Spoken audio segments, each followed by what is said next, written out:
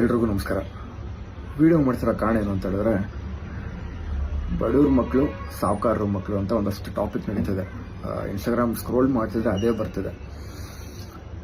ಇವ್ರು ಗೆಲ್ಬೇಕಿತ್ತು, ಅವ್ರು ಗೆಲ್ಬೇಕಿತ್ತು, ಇವರು ಟ್ಯಾಲೆಂಟ್ ಇದೆಯೋ ಇಲ್ವೋ, ಅದು ಇದು ಅಷ್ಟು ಚರ್ಚೆ ನಡೀತಿದೆ. ನಾನು ಹುಟ್ಟಿದಾಗ ಬುಲೆಟ್ ಪ್ರಕಾಶ್ ಅನ್ನೋ ಒಂದು ಮನೇಲಿ ಹುಡ್ತೀನಿ ಅಂತ ಅಂದ್ಕೊಂಡವನಲ್ಲ. ನಾವು ಅಪ್ಪ ಇಷ್ಟು ದುಡ್ಡು ಸಂಪಾದನೆ ಮಾಡ್ತೀನಿ ಅಂತ ಅಂದ್ಕೊಂಡವನಲ್ಲ. ಒಂದು ಮನೆ ಕಟ್ತೀವಿ ಅಂತ ಅಂದ್ಕೊಂಡವರಲ್ಲ. ಇಲ್ಲಿ ಯಾರೂ ಸಾಹುಕಾರರು ಬಡವರು ಅನ್ನೋದು ಎಂಥದ್ದು ಇಲ್ಲ. ನಮ್ಮ ಟ್ಯಾಲೆಂಟ್ ಇದ್ದರೆ ನಾವು ಗೆಲ್ತೀವಿ.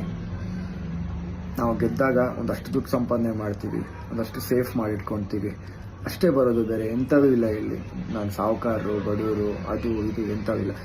ಇವತ್ತು ನಾನು ಫ್ರೆಂಡ್ಶಿಪ್ ಮಾಡಿದ್ದೀನಿ ಅಂತ ಹೇಳಿದ್ರೆ ಯಾರೋ ನಾನು ಸಾಹುಕಾರರು ಫ್ರೆಂಡ್ಸು ಬಡವರು ಇವತ್ತು ನಾವೆಲ್ಲ ನೋಡೇ ಇಲ್ಲ ನನ್ನ ಲೈಫಲ್ಲಿ.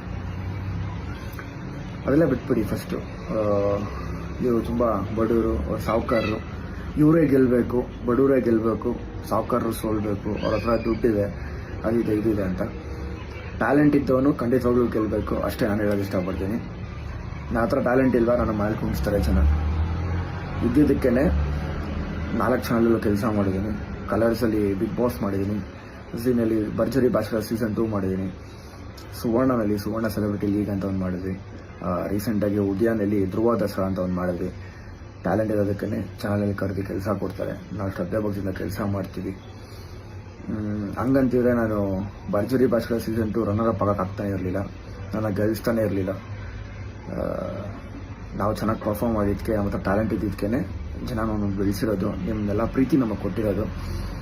ದಯವಿಟ್ಟು ಎಲ್ಲರೂ ಇದನ್ನು ಸ್ಟಾಪ್ ಮಾಡಿ, ಬಡವ್ರ ಮಕ್ಕಳು ಸಾಹುಕಾರರ ಮಕ್ಕಳು ಅಂತ. ಯಾಕಂದರೆ ಇವಾಗ ನಡೀತಿರೋದು ಗಿಲ್ಲಿ ಬಡವ್ರ ಮಕ್ಕಳು, ಅವನೇನು ಮಾಡಿಬಿಟ್ಟು ಒಳಗಡೆ ಅದು ಇದು ಅಂತ. ಅವ್ರ ಹತ್ರ ಟ್ಯಾಲೆಂಟ್ ಇದ್ದಿದ್ದಕ್ಕೇ 112-13 ಡೇಸ್ ಏನೋ ಶೋನಲ್ಲಿ ಇದ್ದಿದ್ದವರು. ಅವ್ರ ಟ್ಯಾಲೆಂಟ್ ತೋರಿಸಿದ್ದು ಡೈಲಾಗ್ ಆಗಿರ್ಬೋದು, ಸಾಂಗ್ ಆಗಿರ್ಬೋದು, ಮಜಾ ಮಾಡೋದಾಗಿರ್ಬೋದು, ಕಾಮಿಡಿ ಆಗಿರ್ಬೋದು.